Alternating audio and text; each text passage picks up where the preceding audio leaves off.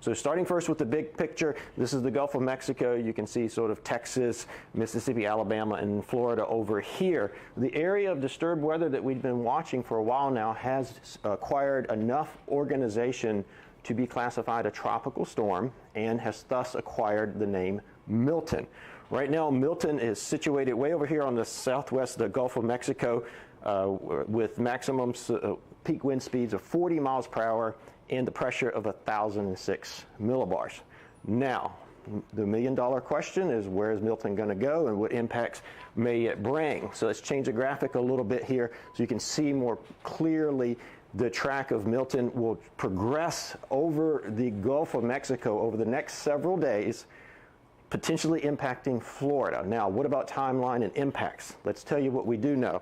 We anticipate that the conditions are conducive for Milton to develop into a hurricane over the next couple of days. So let's look here on Monday morning. I'm sorry, this is Monday evening. Max wind speeds predicted of 100 miles per hour over the central Gulf of Mexico. And then as it approaches the Florida Peninsula on Wednesday, this is 7 a.m. Wednesday, maximum sustained winds of 110 miles per hour. That's right on a Category 2/Category 3 status on the Saffir-Simpson scale. So all indications of potentially very impactful hurricane over the Florida Peninsula on Tuesday and Wednesday. So let's talk about the timing. Let's talk about the timelines.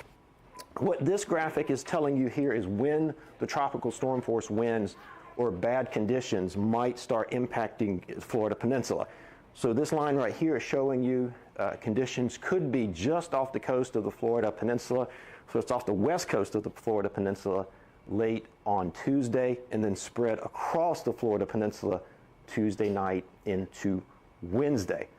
Why is the timing so important? Because it really determines how you prepare and what actions you take. So we're still sort of early on in this process. So, you can start to think about how to begin preparing. But based off this, you really have the rest of today, tomorrow, and Monday to get prepared. Okay. Now, regardless of where the storm tracks, it's going to produce a large area of heavy rain and potential flooding. We're at the tail end of the wet season, or rainy season here in Florida, which means that it won't take much rain to cause flash flooding and dangerous conditions. If you look at this graphic here, regardless of where the track goes, it's going to produce heavy rain, potentially all the way down here into South Florida. This is something we have to keep in mind. It's too early to get into specifics of who gets how much and where. So what can we do at this early stage of the game?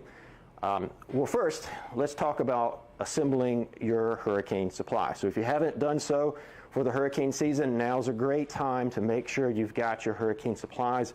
If you depleted your hurricane supplies during Helene, you've got to replenish them now, unfortunately. So let's walk through some of the basics. These are the basics, or the bare minimum that you need. Food and water. Food and water to last you and your family and your pets for several days if the storm does impact you.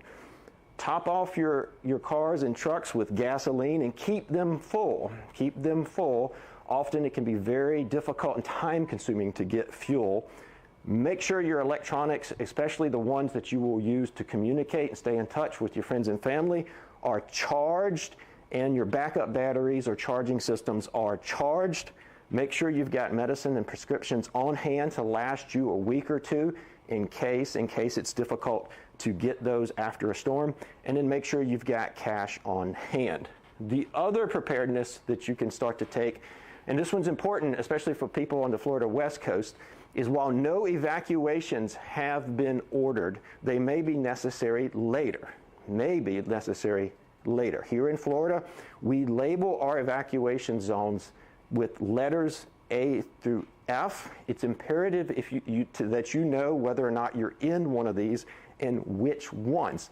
That way, if you are ordered to evacuate, you know if it includes you.